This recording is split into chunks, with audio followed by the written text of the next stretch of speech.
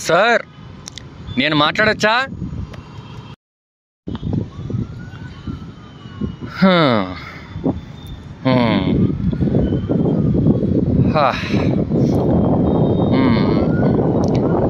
అందరికీ good morning. అవును, ఇప్పుడు టాపిక్ ఏంటి? ఓ, students motivate speech. Okay okay. Motivate అంటే ఏం చేస్తారు? క్లాస్ రూమ్లో టీచర్లు సావగొడతారు, ఇక్కడ స్టేజ్ మీద నిల్చొని సావగొడుతున్నారు, అంతేగా? అసలు చదువుకోవడానికి కాలేజీకే రావాల్సిన అవసరం లేదు. కాలేజీకే వచ్చి చదువుకోవాలనుకుంటే ఏ కరస్పాండెంట్ కోర్స్ అయినా తీసుకొని చేసుకోవచ్చు కదా.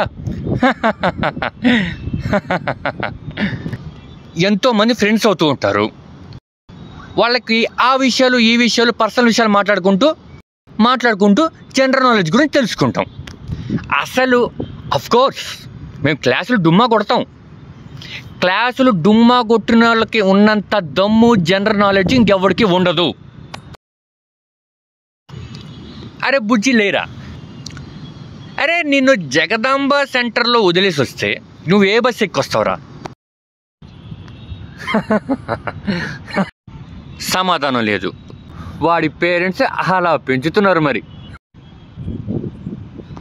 సార్, ఇక్కడ ఒత్తిడి పెరిగి ఎంతోమంది విద్యార్థులు చచ్చిపోతున్నారు సార్. ర్యాంకులు రావట్లేదని, మార్కులు తగ్గాయని. ర్యాంకులన్నీ మీ కాలేజీకే రావాలని మీరు, ర్యాంకులన్నీ తమ పిల్లలకే రావాలని తమ పేరెంట్స్. ఈ ఒత్తిడికి గురయ్యి రోజుకి ఎంతోమంది, రోజుకి 16 మంది చనిపోతున్నారు. లాస్ట్ 3 yearsలో 16,000 మంది చనిపోయారు. ఇదంతా ఎవడి పాపం సార్ ఇది? ఒక చిన్న పిల్లవాడు ఎలా చదువుకోవాలి, వాడు ఎలా ఎదగాలి, వాడు ఎలా మార్పు పొందాలి అనే దాని గురించి మాత్రం చాలామంది విద్యావేత్తలు చాలా రకాలుగా పుస్తకాలు రాస్తారు. ఒక కాలేజ్ కుర్రోడ్ సెన్స్లో ఒక కాలేజ్ కుర్రోడు ఎలా ఎదగాలని ఎవరైనా పుస్తకాలు రాశారా? లేదు, రాయరు సార్. గొప్ప వాళ్ళంతా కూడా గొప్ప ర్యాంకర్స్ కాదు సార్.